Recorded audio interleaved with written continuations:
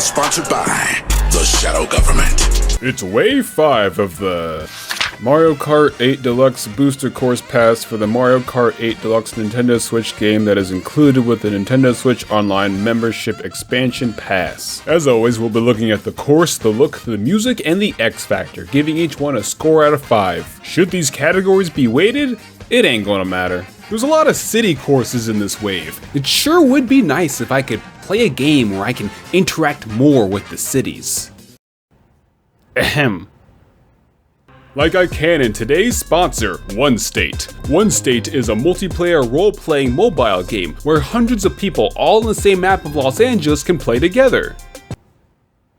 Every time you log in gives you a unique RP experience because here in One State, every player can be whoever they want to be. You can be a business owner, you can be a mob boss, that's what I am. Or you could be a little snitch, I guess, if you're into that sort of thing. Right, Cap?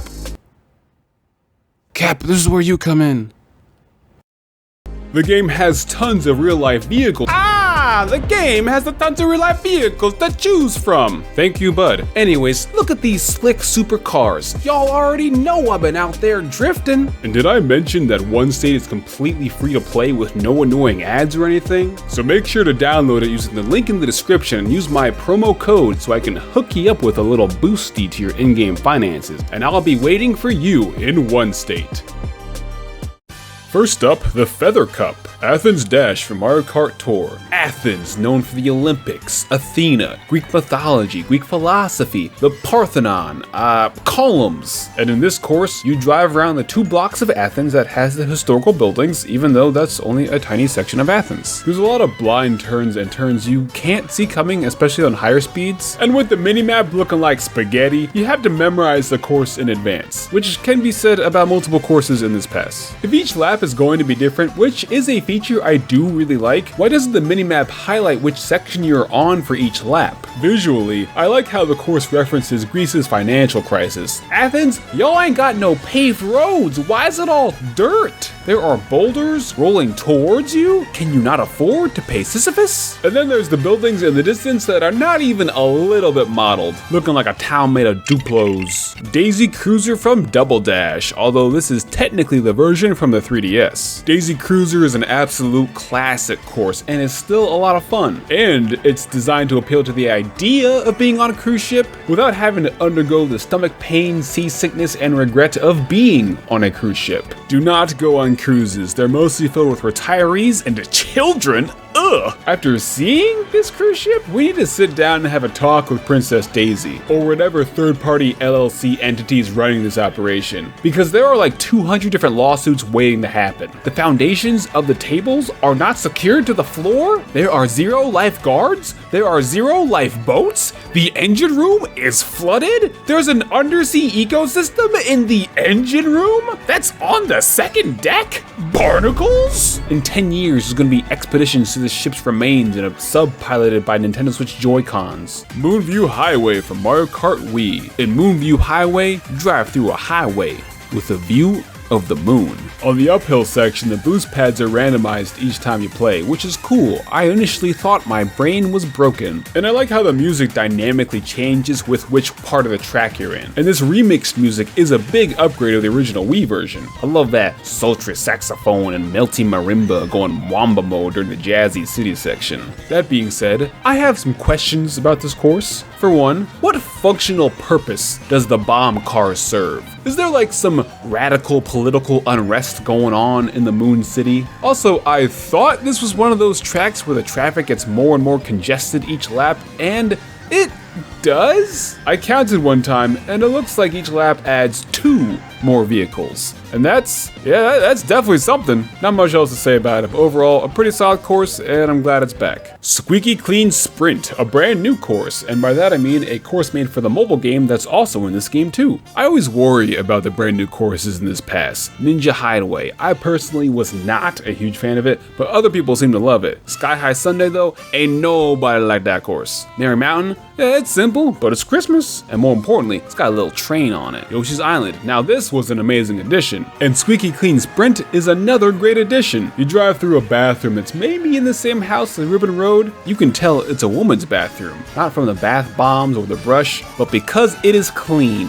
I get the vibe that it's a divorced single mom living her best life. After her husband lost their wedding ring down the drain, that was the final straw. Blooper is even more useless than normal because you're constantly diving in and out of water, which is nice because the older I get, the more blooper actually affects me. And it'll happen to you! The part where you get sucked down the tub, that reminded me of Ant-Man 1, the good one. Not like Ant-Man 2 Ant-Man or Ant-Man Quantum Ant-Man. Those movies were both really, really bad. There's a nice drying effect while driving through the fan after emerging from the drain, and I really like the multiple paths at the end, but you need to access it via splashing in toilet water?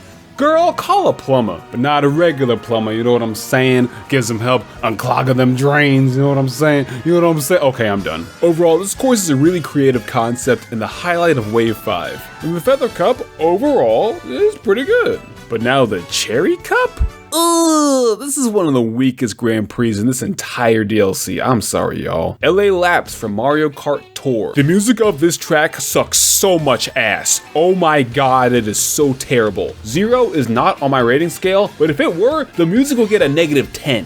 It sucks! Anyways, this course is based on the United States West Coast city, Los Angeles, California. You can tell it's LA because it has iconic LA stores like burgers and vintage. I've never been to LA personally, my only knowledge of it is Grand Theft Auto 5 and BoJack Horseman. There's no Hollywood sign on the course, but if you look closely, you can see BoJack's house on the hills. The course starts on the beach, that's exciting. You fly over the Dodger Stadium in the heart of the city, even though the actual stadium is surrounded by 17 parking lots. But then you drive through the city and another memorize the course section, and lap 3 is oil fields? Of all the things to include oil fields? Hold on though. Burgers, beach, baseball, big oil. Okay, this course is pretty accurate to America actually. And it's not very good. Okay, so had it been me making a course based on LA with a good balance of accurate and exciting, I would have made it a downhill course. You start up in the Hollywood Hills, but you're outrunning a forest fire. Then you drive through a movie set and you gotta swerve around the props, but it gets interrupted by an earthquake and the course starts collapsing. Then you drive out to the ocean, do some surfing tricks off the waves. I also would have made it set at sunset, like the original tour version was. You wanna know why the Switch version is daytime and not sunset? Because the next course is Sunset Wilds from Mario Kart Super Circuit on the Game Boy Advance. Every wave has at least one course they half-assed compared to the other courses. Wave 1, Toad Circuit. Wave 2, Snowland. Wave 3, Boo Lake. Wave 4, Mario Circuit DS. And Sunset Wilds in Wave 5 feels like a course made by summer interns who are clearly unpaid and have also never played Mario Kart before. And don't sit here and tell me, Mr. Spaceman, it's just a Game Boy Advance track. How much could they really do? Look at Mario Circuit GBA. Look at Ribbon Road. Look at Cheeseland. And I hate Cheeseland, but look at Cheeseland. Being a GBA course does not mean that it has to be garbage. If anything, it should be the opposite. GBA courses are like a mostly blank canvas for the designers to go hog wild with new details. But instead, they settle for worse than mediocrity. And you know what? That is not what we call a pro gamer move. What did they do for this one? They added Dancing Shy Guys. Totally not a gimmick for a different course already in the game. Okay, so I presume they at least added the wink, wah, wink to the music to help give the course some extra character? Nope, they didn't do that? Alright, Mario Kart Tour courses often have trick variations that change up the track, so they could have done that here with each lap adding new ramps or something, but instead they added Dancing Shy Guys and nothing else. The one cool thing about all the previous versions of this track is that the sun would set during the race, so it starts at sunset and then goes to nighttime. It even did this in Mario Kart Tour, the mobile game where you could pay $40 to play as Diddy Kong, so they definitely brought back this track's one key distinguishing feature, right? Nope, it's just the one time of day for the whole course, and that's it. This might get patched later, but for now, this is literally the worst version of Sunset Wilds across all Mario Kart. The coolest thing about this course was me doing a mushroom blue shell dodge while recording, something that I used to be able to do consistently, but it gets harder as you get older. And it'll happen to you! Koopa Cape from Mario Kart Wii, an absolutely iconic Wii course. When people think of Mario Kart, I guarantee this is one of the first tracks that comes to mind. And now that I'm playing it again 15-ish years after its debut, after 15 years of track innovation, yeah, it's still pretty good. I love how it has 3 different versions of its song. Twangy surfboard guitars at the start, which maybe would have been fitting for the LA course. Then Lock the Car Doors banjo music in the middle as you're rafting down the Mississippi. Then an Alien Day Spa version when you're in the undersea tunnel towards the end. Here's a question. The camera faces down when you enter the tunnel and you can't see the next turn coming up immediately. Why is it this way? Fix it! Other than that, this course is pretty good. I like that you can do tricks in the tunnel now too. Vancouver Velocity from Mario Kart Tour.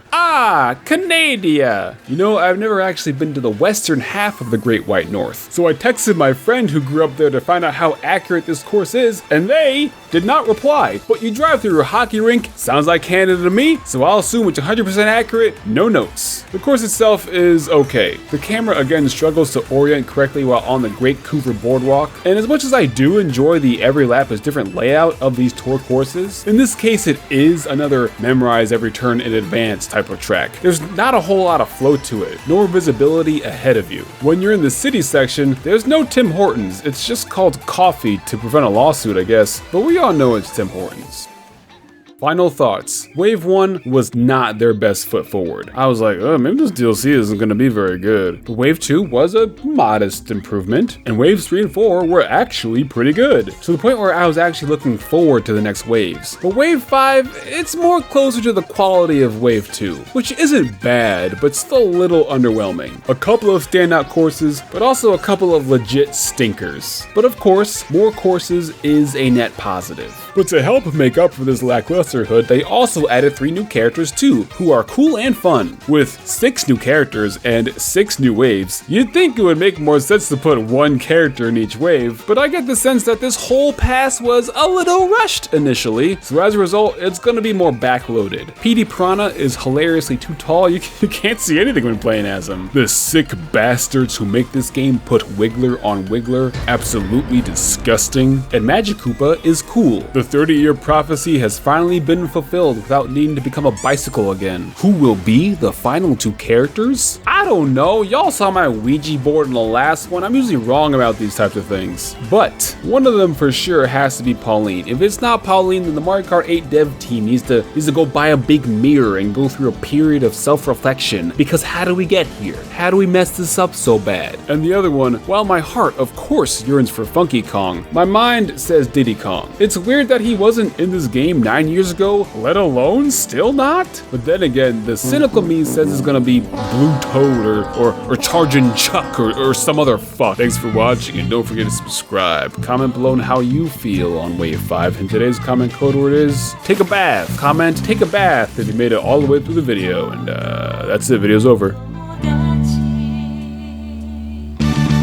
Legalize nuclear bombs.